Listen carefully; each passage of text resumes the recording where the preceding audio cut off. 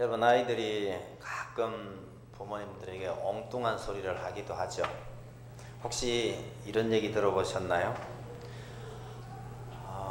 대학을 4년 동안 다니려면 엄청난 돈이 드는데 아버지 어머니 절반만 깎아드릴 테니까 절반만 주세요. 그럼 제가 그걸 가지고 사업을 해서 일찍이 성공할 테니까 대학 들어갈 경비 반만 주세요. 여러분, 대학생 하나 시키면 돈이 얼마나 드나요? 계산해 보신 분도 있고 안 해보신 분이 있죠. 요즘 등록금이 웬만하면 1년에 한 1,000만 원 정도 들어갑니다. 4년이면 거의 4천만 원이네요. 서울에 계시면 또 괜찮지만 지방에 있는 아이들은요, 지방에서 서울로 올려보내서 하숙하고 이렇게 하면 학비하고 등록금하고 하숙비하고 거의 비슷하게 나갑니다. 그러면 기본이 8천만 원이에요. 요즘 아이들 한 1년 6개월 뭐 해외 나가는 거 이게 또 기본이거든요. 적게 잡아도 8천만 원이에요. 4천만 원만 주세요. 그럼 내가 대학 다니는 그 기간 그 전에 저 성공해서 아버지 어머니 편히 모실게요. 그럴듯해요? 그 말을 들으면 이 돈을 주면 얘가 정말 성공할까 성공 못할까 이거 생각하시나요? 아니면요, 얘가 정말 부모님 생각해서 이러는 걸까? 아니면 제가 공부하기 싫어서 이러는 걸까? 뭐 이런 생각이 들까요? 만약에 아들이든 딸이든 정색으로 이렇게 나오면 그 말 때문에 며칠씩 고민을 해보나요? 고민하는 아버지는 바보예요.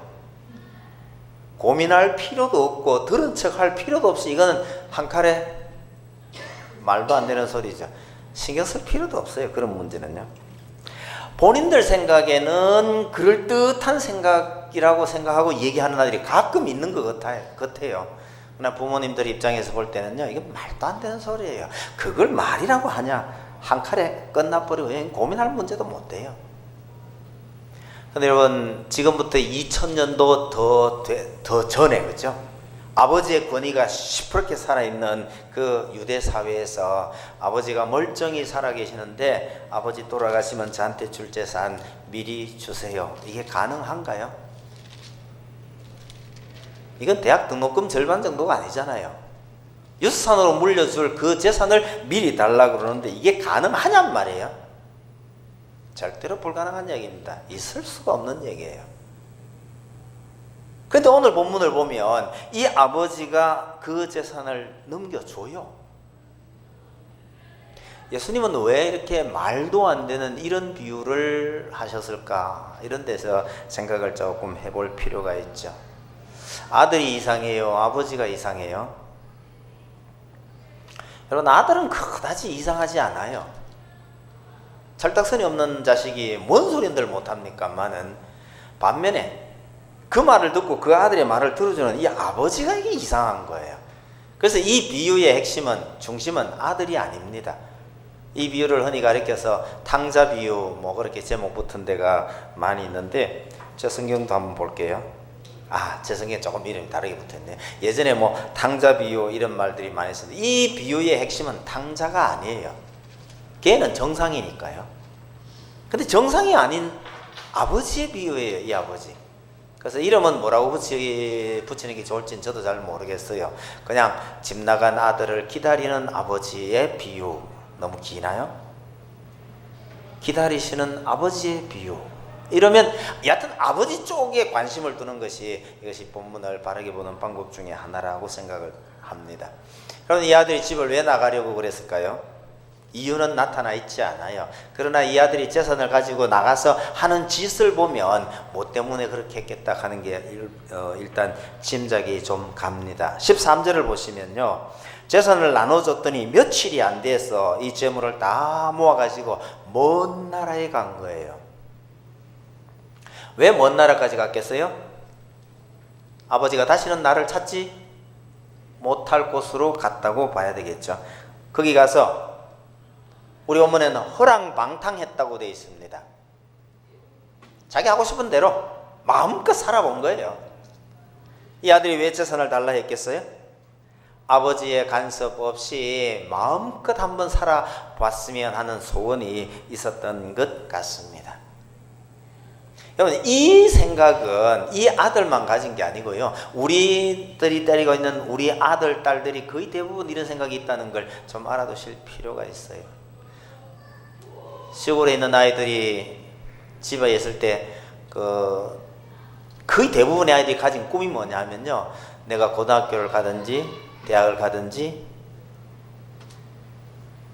가게만 되면 집을 떠나는 것, 이게 간절한 소망 중에 하나예요.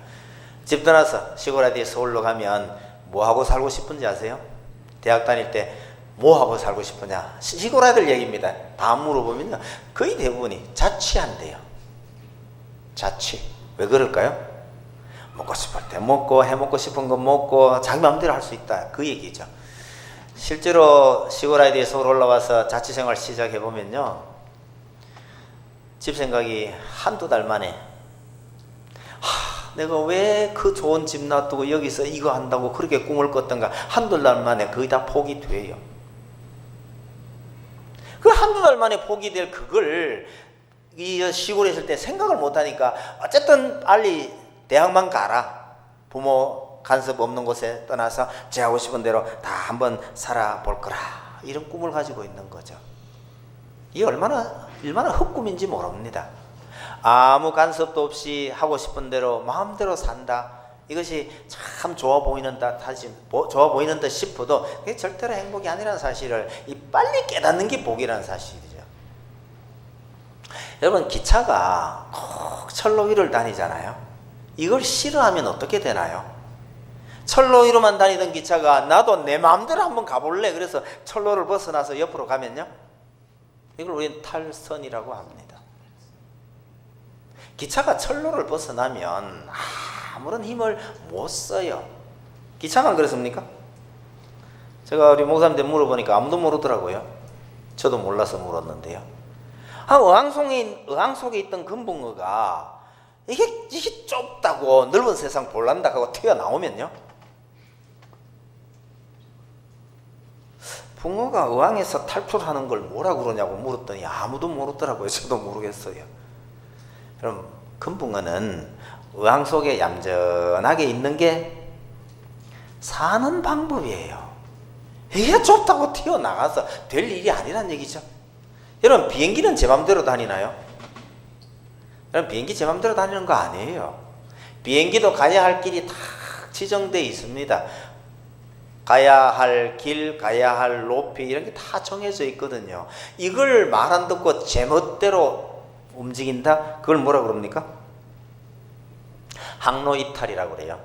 요건 말이 있어요. 여러분, 비행기가 항로를 이탈하면 어떻게 돼요? 사고요? 어떤 사고 나나요? 비행기가 뭐 가야 할 길 안 가고 지 맘대로 갔다 오면 별일 생기나요? 여러분, 옛날에 격추대가 떨어진 비행기나 갑자기 하늘에서 사라져버린 비행기나 이런 게 주로 주 원인이 항로 이탈이에요. 무서운 겁니다. 저는 옛날에 이해가 안 됐던 것 중에 하나가요, 그 높은 하늘에서 비행기가 왜 박치기를 해요? 그 넓은 하늘에. 항로가 이렇게 딱 이리 가는 비행기는 이쯤 높이로 가고 저쪽에서 오는 비행기는 이 높이로 가라, 이게 정해져가 있는데요, 이거 어느 한쪽이 어겼을 때 문제가 생기는 거죠. 여러분, 가야 할 길을 잘 따라가는 것이 복인데 그 길을 벗어나는 것은 그게 복이 아니에요. 아무것도 할 수 없는 그런 처지로 떨어지는 겁니다. 무엇이었든 간에요, 여러분, 무엇이었든 간에 있어야 할 자리에 있어야 그게 복입니다. 아들이 아버지와 함께 그 가정에 머물러 있는 것이 복인데, 아버지 간섭 없이 내 마음대로 한번 살아볼 거라고 재산 들고 나간 것이 절대로 복이 아니더란 사실을 꼭 기억을 하실 필요가 있죠. 이건 아이들만 그런 게 아니고 어른들도 마찬가지더라고요.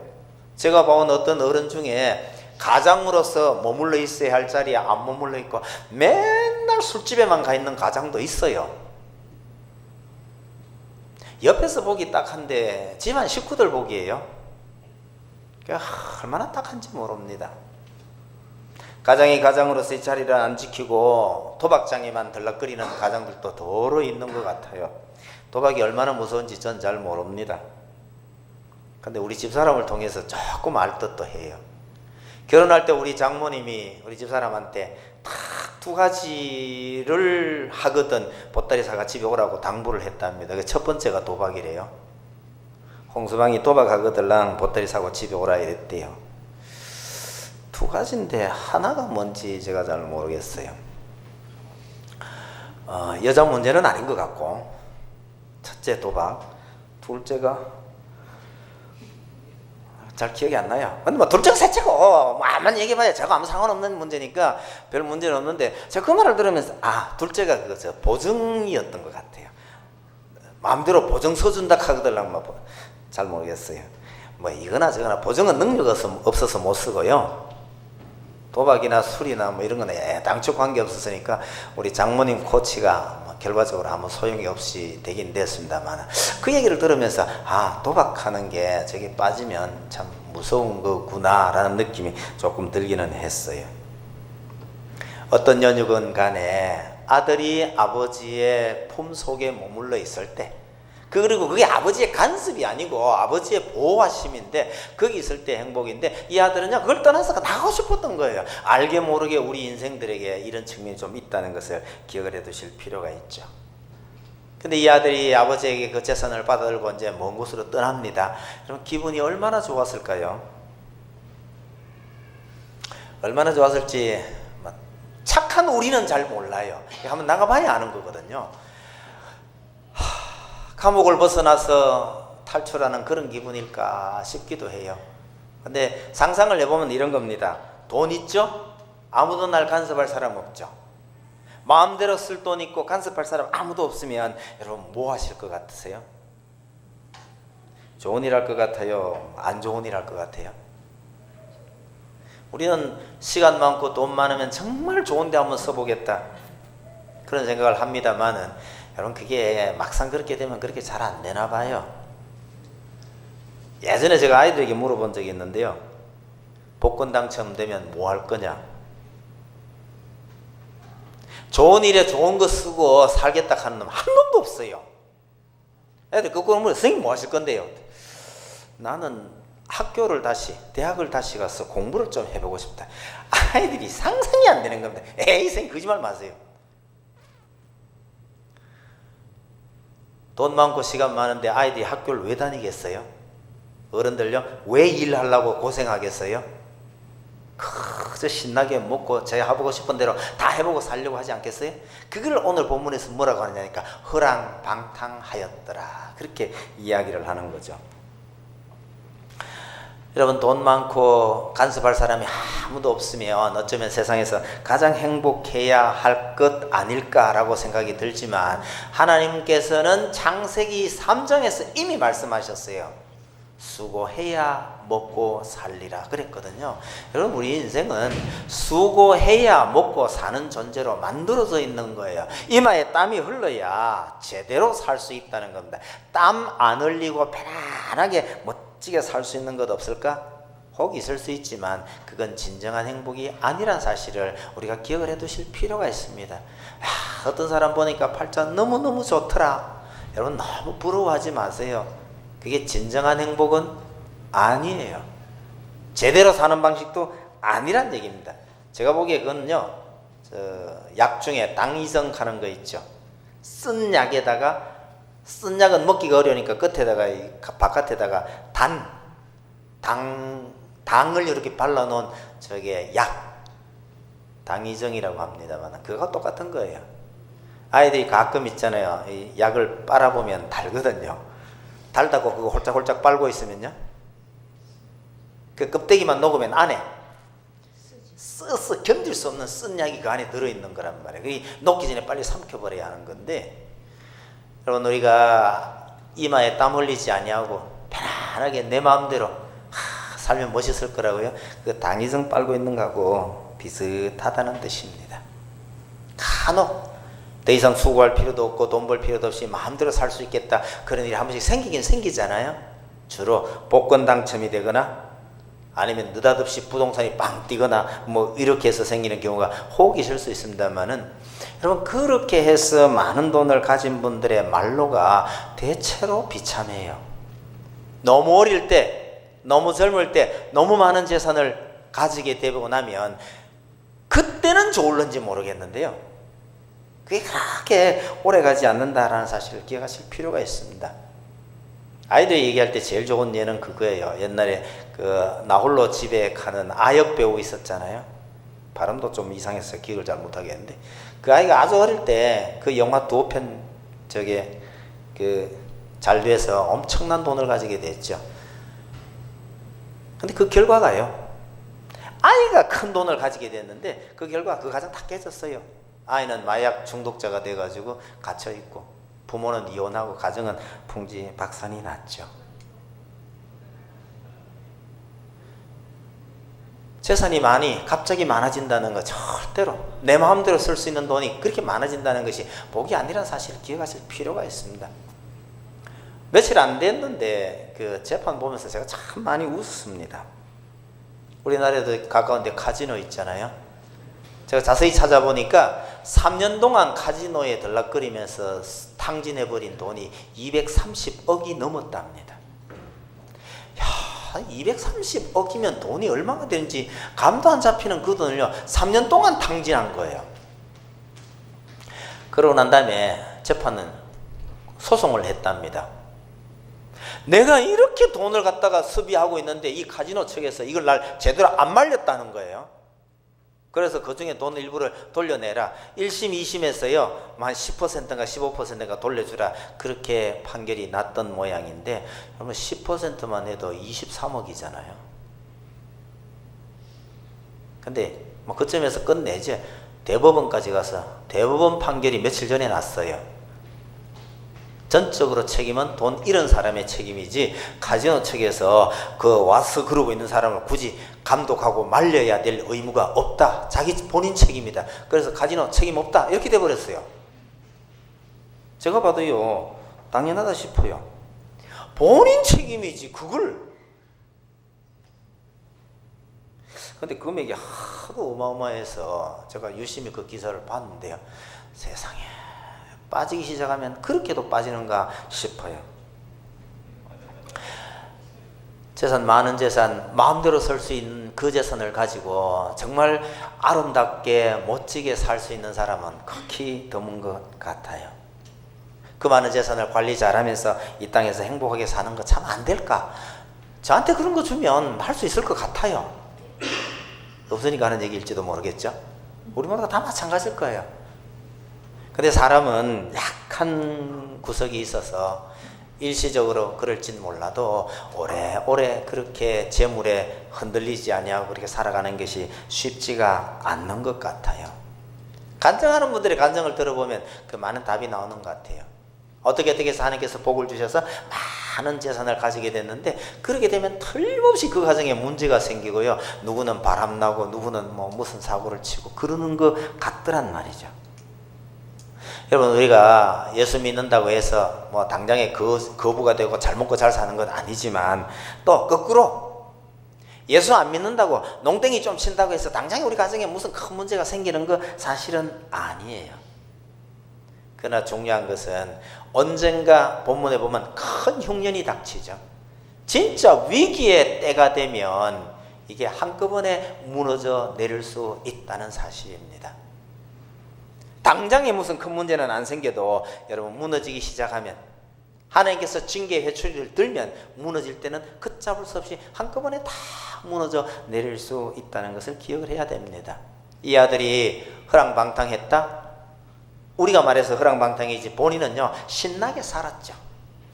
그런데 큰 흉년이 닥치니까 드디어 구제불능으로 떨어져 버립니다. 신분이 얼마나 떨어졌는가 하니까 16절에 보시면 돼지 먹는 취업 열매로 배를 채우고자 했다 그랬죠. 돼지 치는 곳으로 일을 하러 가게 된 거죠. 여러분, 우리가 돼지 친다 그러니까 좀 일이 험하고 지저분할 수도 있겠다 그렇지만, 여러분, 유대인들 입장에서 돼지 친다는 건 이거 안 먹는 짐승이잖아요. 기르지 않는 짐승이에요.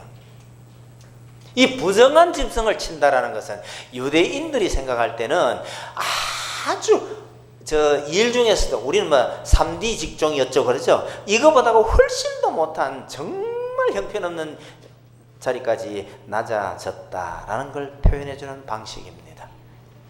그러니까 아버지 간섭 없는 곳에서 자기 마음대로 멋지게 한번 살아보겠다고 갔던 그 인생의 결말은요, 겨우 돼지보다 못한 상황이 됐더라. 그걸 보여주는 겁니다.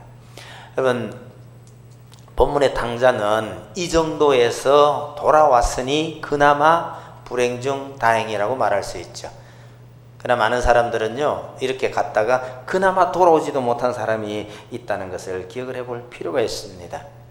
자기가 주인이 돼서 멋진 인생 한번 살아보겠다고 해서 하나님을 떠난 인간의 결말이 이러하다라는 것을 보여주는 것이다 하는 것을 기억하시면 좋겠습니다. 그리고 창세기 이 표현을 빌리면 하나님만큼 높아져 보겠다고 발버둥 친 그 인간의 결말은 이 모양이라는 거죠.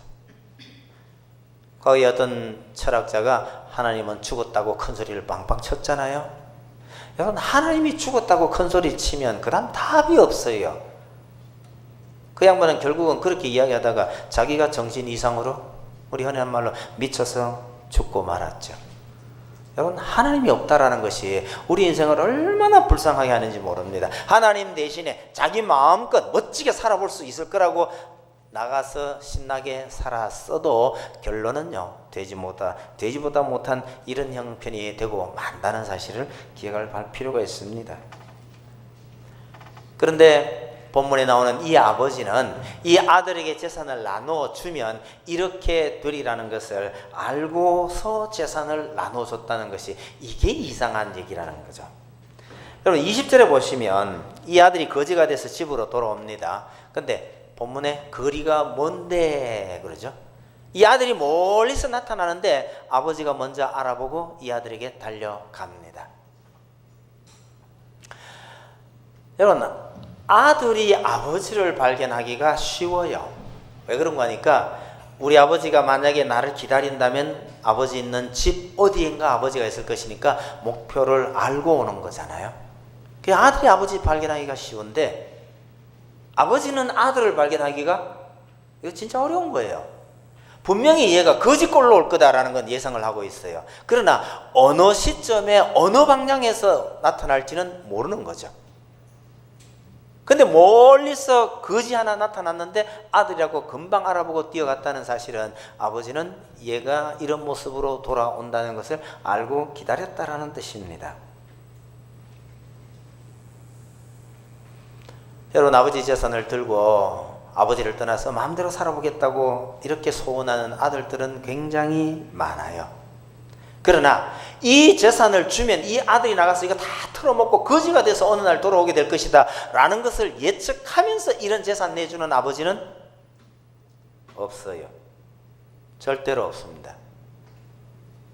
여러분, 만약에 우리가 키우는 우리 아이들이 아버지가 보기에 아무런 이유도 없이 집을 나가겠다고 하면 어떻게 해요? 착하게 커지면 정말 감사하지만 대부분의 아이들은 부모님 곁을 떠나고 싶어하는 이런 경향이 좀 있죠. 부모님께 순종 잘하는 아이, 정말 하나님께서 우리에게 복을 많이 주신 걸로 그렇게 아시면 되겠고요. 대부분의 아이들은 순종보다는 반항하는 아이들이 더 많아요. 가끔 어떤 아이들요, 학교 안 가려고 그러잖아요. 학교 안 가려고 버티는 아이를 어떻게든지 학교 보내려고 하는 거, 이게 참 쉽지 않습니다. 저는 동생 넷 중에 학교 안 가려는 동생이 하나 있어서 제 손으로 학교 자퇴시켰어요. 제가 졸업한 모교에 제 스승이었던 분이 교장으로 계셨는데 그 학교에 갈 때마다 좋은 일로 갔었어요. 졸업생이 모교를 찾아가고 옛날 선생님을 찾아갈 때 선생님들 참 반가워하고 좋아하시잖아요. 찾아가면 교장선생님이 그렇게 좋아하셨어요. 근데 어느 날 교장실로 찾아갔더니 웬일이냐고 그래요. 선생님, 오늘은 참 창피하고 부끄러운 일로 왔는데 동생 하나 이 학교 다니고 있던 애를 도저히 안 되겠어 자퇴를 좀 시키려 합니다. 그랬더니 그 교장 선생님 말려, 나도 내 아들 내 손으로 자퇴시켰어, 신경 쓰지 마, 이러더라고요. 그러면 참 그 마음대로 안 되는 겁니다. 학교 안 다니려고 그러네요. 그래 어쩔 수 없어서 말리고 사정사정 하다가 안 돼서 자퇴를 시켰잖아요. 세월이 좀 흐르고 철이 들면 얘가 뭐라 그러는지 아세요? 그때 나 좀 조금 더 말려서 그냥 학교 다니도록 해주지, 조금만 더 해보지 이런다. 야, 조금만 더 해본 정도가 아니다. 야, 참 말이 안 돼요. 이거 쉽지 않습니다. 자랄 때 어른들 말 잘 듣고 부모 말 또 너무 잘 들어가지고 안 되는 경우도 있긴 있어요. 뭐 예외를 하기라고요. 그러나 기본적으로 부모님 말, 선생님 말씀에 순종하는 아이들이 이게 참 복되지만 잘 안 들으려 그러는 거예요. 이럴 때 부모들이 그거 어떻게 해야 되느냐 말이죠. 혹시 여러분 오늘 이 본문은 우리에게요, 집 나가고 싶어 하는 아들이 있으면 재산 띠내셔서 일찍 내 보내세요, 그렇게 가르치나요?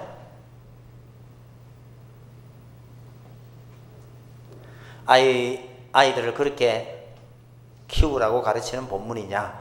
여러분 절대로 그렇지 않습니다. 아니, 설령 그렇다 해도 우리는 그렇게 못해요. 아이에게 만약에 그렇게 재산 줘서 내보낸다 그러면 부모가요, 아마 밤잠 못 잘걸요. 엄청난 고통을 각오하지 아니하고는 이 일 절대로 못해요. 그래서 이 본문은 우리에게 아이들을 그렇게 키우라고 가르치는 본문이 아닙니다. 걱정 안 하셔도 돼요. 그럼 뭔데요? 이 본문은 하나님의 이야기지 우리의 이야기도 아니고 우리 아들들의 이야기도 아니에요. 이 본문은 하나님께서 하신 일을 가르쳐 주시는 본문이지 사람의 이야기, 어느 가정의 이야기 아니란 사실을 기억하실 필요가 있습니다. 여러분, 우리는 절대로 행할 수 없는 이 일을 하나님께서는 하셨다라고 예수님께서 설명을 하고 있는 거예요. 왜 이 아버지는 재산을 그렇게 떼내서 보냈을까요?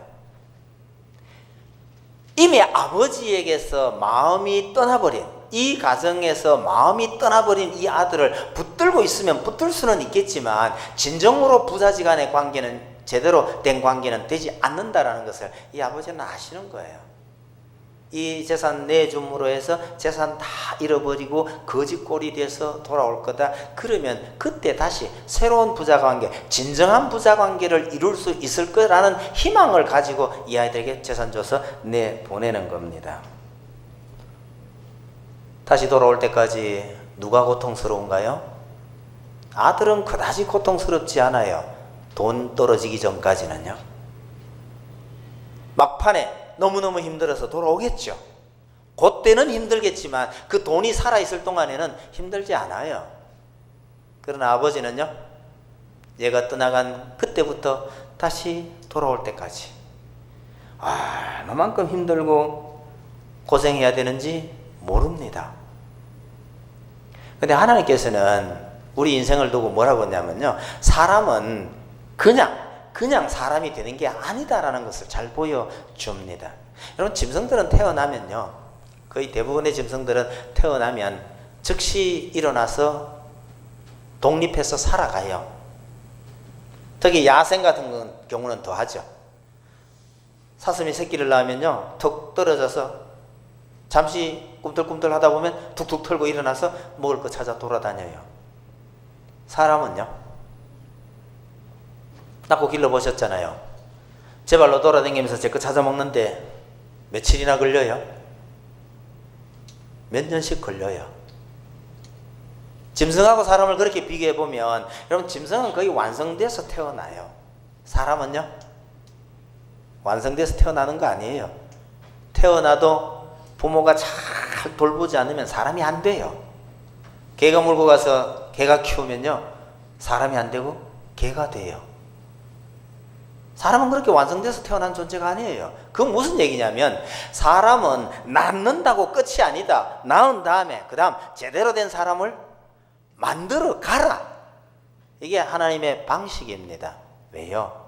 하나님께서 우리 인생을 사람으로 만드시고 하나님의 돌보신 가운데 이 제대로 된 사람을 만들어 가는 것, 이게 하나님의 원래 계획하셨던, 작정하셨던 일이기 때문에 그렇다는 겁니다.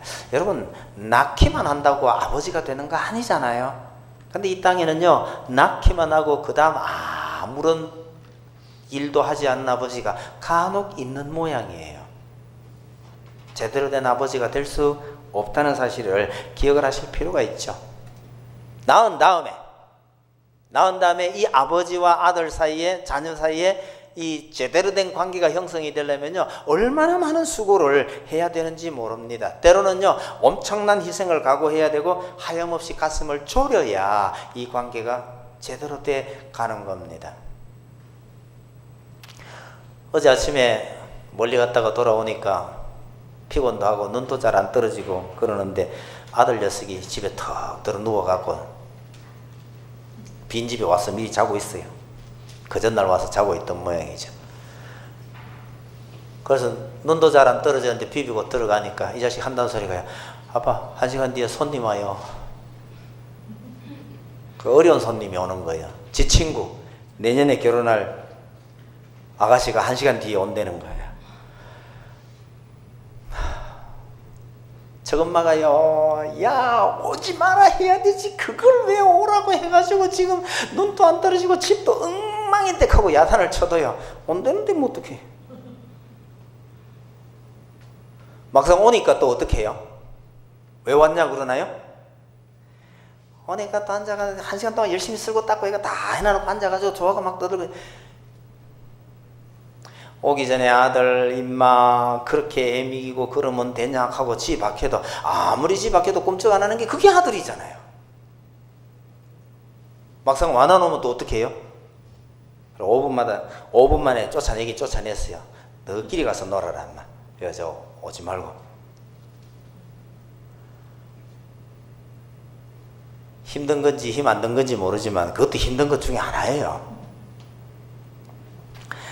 여러분, 하나님께서 우리 인생을 창조하시고요, 만들었다고 끝이 아니고 만들어 놓은 이 우리 인간과 하나님 관계가 제대로 관계가 형성되기 위해서 하나님께서 엄청난 수고를 하셨다는 것을 잊지 마셔야 합니다. 우리 이걸 간단히 이야기해서, 아담이 하나님을 떠났잖아요. 떠나간 이 아담을 다시 하나님 품으로 되돌리기 위해서 독생자를 희생시키시잖아요.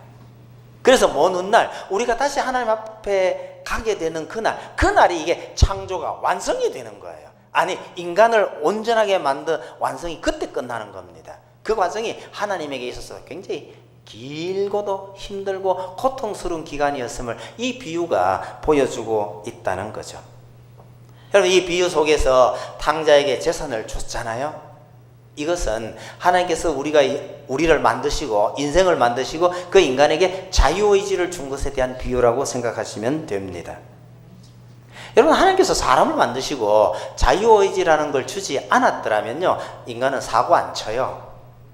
마치 짐승이나 로봇처럼요, 하나님을 떠나는 일이 없었을 겁니다.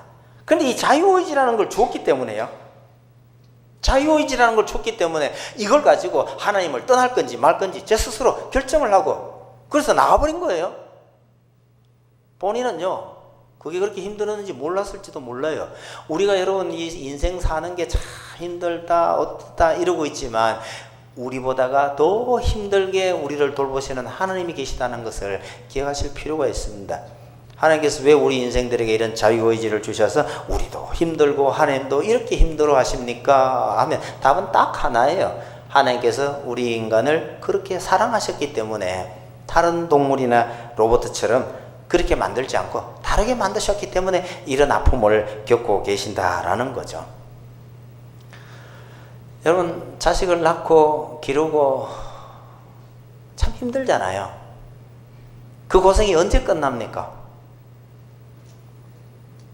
몇 년 하면 끝나요? 자식을 낳아가 기르는데 이 고생이 언제 끝나요? 다른 말로 할게요. 오죽하면 자식 놓고 기르는 것을 죄라고 말하잖아요. 낳은 죄. 낳은 죄는 언제 끝나나요? 이거 죽어야 끝나는 거예요.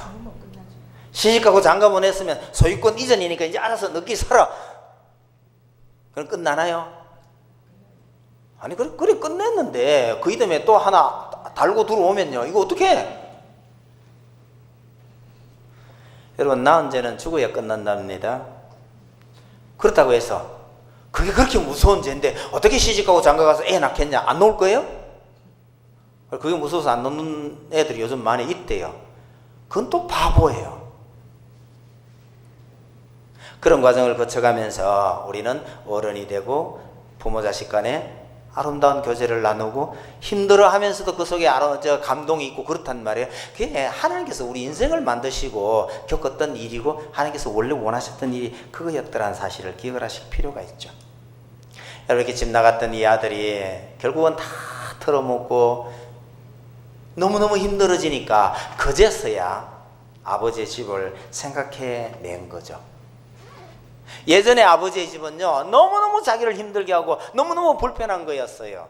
그런데 막상 너무너무 어려운 처지가 되고 보니까 그 아버지의 집이 정말 내가 살아야 할 것, 내가 참된 평안과 안식을 누릴 수 있는 것이 바로 아버지의 집이었구나 하는 걸 그제서야 깨닫는 거예요. 왜 우리 인생은 이런 걸 미리 깨닫지 못할까요? 꼭 일 터져야, 나중에 갔어야 그걸 깨닫게 되는. 그러나 그때라도 깨닫게 된 것이 복이죠. 여러분, 힘들고 어려울 때에 아버지의 집을 생각해냈다는 사실이 이 아들이 회복되는 출발점이었다는 사실을 기억하실 필요가 있습니다. 혹시 여러분 힘들고 어려운 일이 있을 때 지난날 하나님께서 우리에게 어떤 은혜를 베푸셨던지를 생각해 보는 것, 이것이 회복의 지름길이라는 사실을 기억을 할 필요가 있습니다. 그렇지만 염치가 없잖아요. 집으로 돌아옵니다. 아버지를 만나면 내가 무슨 말을 해야 할까? 이젠 아버지라고 나 부를 자격도 없으니 그냥 아버지 나 품꾼으로 써주세요. 그리고 돌아오는 겁니다. 여러분, 집을 향해서 똑바로 왔을까요? 아니면 엇비슷하게 지나가려고 했을까요? 전 예전에 그 가출했던 아이 생각이 하나 나는 게 있어요. 시골 아이들이 가출하면 보통 길어야 2, 3일이면 돌아옵니다. 2, 3일 만에 돌아와서 선생님한테 또 한 대 두들겨 맞고 다시는 가출하지 않겠습니다. 뭐 이래가 광고 좀 하고 난 다음에 교실에 들어가고 뭐 이러는 건데 시골 아이들에게 흔히 있는 일이에요. 고등학교 1학년짜리 어느 한 놈이요, 얘는 가출하기 전에 아이들에게 선고를 하고 갔어요. 난 너것처럼 2, 3일 만에 돌아오지 않는다. 그러고 가출한 거예요. 가출해서 얼마쯤 지나면 아이들 가는 데가 딱 정해져 있어요. 저 중국집에 짜장면 배달하고 다녀요. 근데 이놈이 몇 달 만에 돌아오긴 돌아왔는데 만나서 얘기해보니까 너무너무 재밌는 것 중에 하나는 뭐냐면요, 며칠은 괜찮죠. 근데 얼마쯤 지나면 너무너무 힘들어요. 근데 돌아갈 수가 없어요. 뭐 때문에요? 아이들한테 나는 너처럼 2, 3일 만에 안 돌아온다, 이거 큰소리 치고 한 거, 이 때문에 돌아올 수가 없는 거예요. 이때 방법이 뭔지 압니까? 우리 동네 아저씨나 아는 사람한테 들켜서 붙들려 가지고 멱살 잡혀서 가면 좋을 텐데, 이런 생각이 드는 거예요. 제 발로는 못 와. 잡혀서 가면 가서 큰 소리 칠 수 있어요. 나 안 온다 했단 말이야. 안 올라 그랬어. 근데 우리 아저씨들 잡혀가지고 할 수 없이 온 거야. 요리야 체면이 좀 산다고요. 묘하게 그런 심리가 서더랍니다. 아는 게 아니라 몇 달 만에요, 아는 아저씨한테 붙들려가지고 끌려오긴 왔어요. 그래서 큰 소리 치는 게 뭔지 아세요? 난 내 발로 온 거 아니다. 난 정말 안 올라 그랬다. 근데 잡혀서 왔다. 그리고 얼마 후에 그러니까 여러 달 만에 와가지고 얘는 너무 하긴 너무 오래돼가 그 해에 복학을 못했어요. 그 이듬해 신학기에 다시 복학을 했는데요. 그러니까 이제 흔히 하는 말로 한 해 쉬었잖아요. 이듬해 그 아래 학년한테 다시 복학을 해가지고 콧노래를 부르고 다니는 거 뭐냐면, 야, 난 수학여행 2번 간다 이러고 있었어요. 수학여행 갔다 와서 가출을 했거든요. 그랬는데 다시 신학기에 다시 복학을 해놔놓으니까 그 이듬해 수학여행 또 가는 거예요. 이놈이 노래 부르면서 야, 나는 수학여행 2번 간다 이러고 돌아다니고 있더라고요. 애들 그 웃기는 거예요. 근데 여하튼 한번 나갔다가 다시 들어오기는 참 어려운데, 아버지가 나를 먼저 발견하고 너 이놈 자식하고 탁 끌고 들어가면 얼마나 좋을까, 이런 소망이 있는 거예요. 어쨌든 아버지 집으로 돌아옵니다마는 생각은 복잡할 거예요. 근데 세상에 그런 고민할 겨를도 없이 멀리서 아버지가 보고 자기를 붙들어 들어간 거예요. 결과가 어떻습니까? 자기가 기대했던 것보다 훨씬 더 큰 은혜를 받게 되는 거예요. 그냥 품꾼으로만 써줘도 좋겠다 하고 얼쩡거리고 있었는데 붙들려 들어가서 품꾼이 아니고요, 진짜 아들 대우를 받고 살게 되는 겁니다. 여러분, 이 아들이 그 집에서 살면서 어떤 마음으로 살까를 생각해 보실 필요가 있어요. 내가 다시 자기 아버지 앞에서요, 이젠 내가 당당한 아들이 됐다고 말할 수 있냐 말이에요. 아버지 앞에는 이제 절대 못 그러죠. 절대 아버지 앞에는 당당하지 못할 겁니다.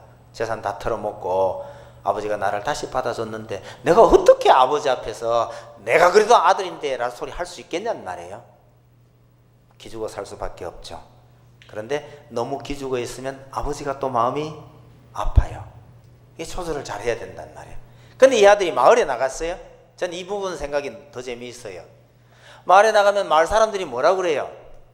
너 임마 무슨 낯짝으로 집에 들어와서 그러고 있냐 하고 사람들이 틀림없이 비난을 할 거란 말이에요.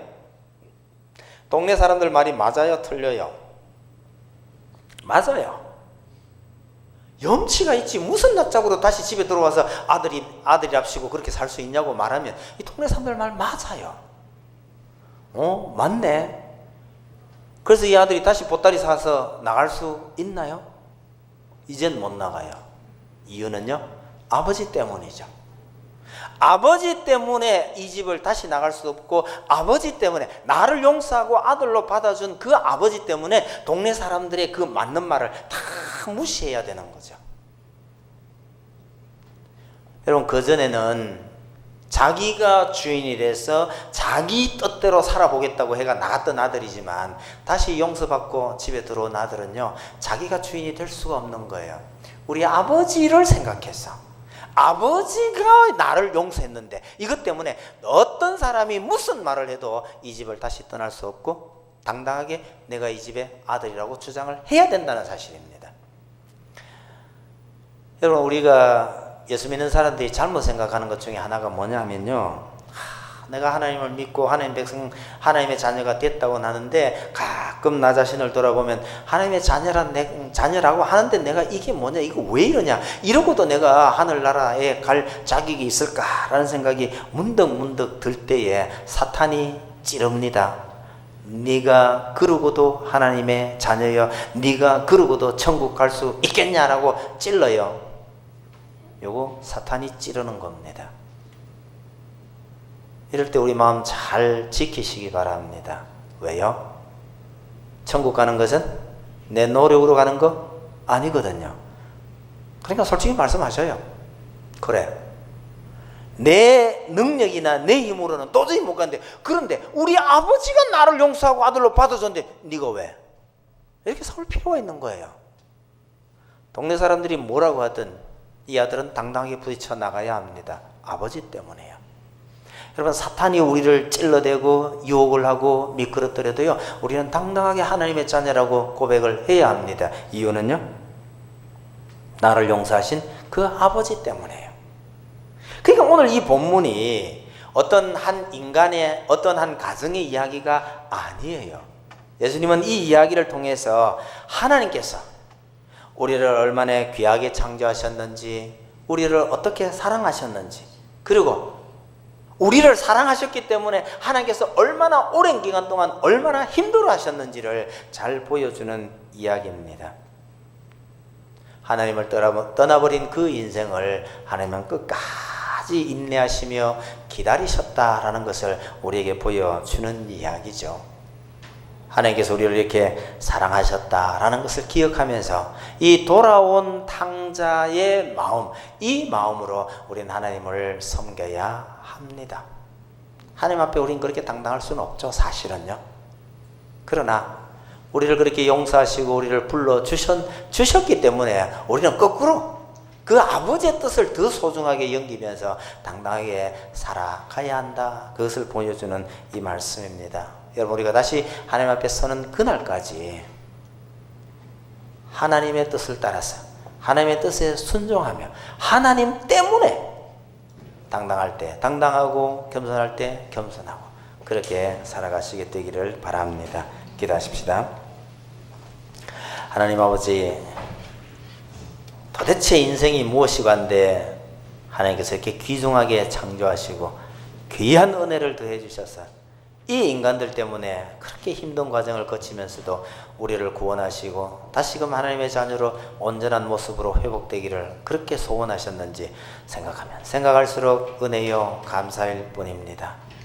우리가 우리 자신을 돌아보면 늘 부족하지만 이런 우리를 사랑하신 하나님의 그 뜻을 소중하게 여기고 그 하나님의 뜻을 따라서 감사하며 감격하며 살아갈 수 있는 저희들 다 되게 해 주옵소서. 연약하고 못난 우리 자신을 볼 것이 아니라 이런 우리를 사랑하신 그 하나님의 사랑을 바라보며 살아갈 수 있도록 해 주옵소서. 이 세상이 우리를 힘들게 하고 절망시키고 좌절할 때라도 하나님께서 우리를 이렇게 사랑하셨음을 기억하면서 어떤 경우에도 낙심하고 실망하지 아니하도록 하나님 붙드시고 인도해 주옵소서. 예수님 이름으로 기도하옵나이다. 아멘.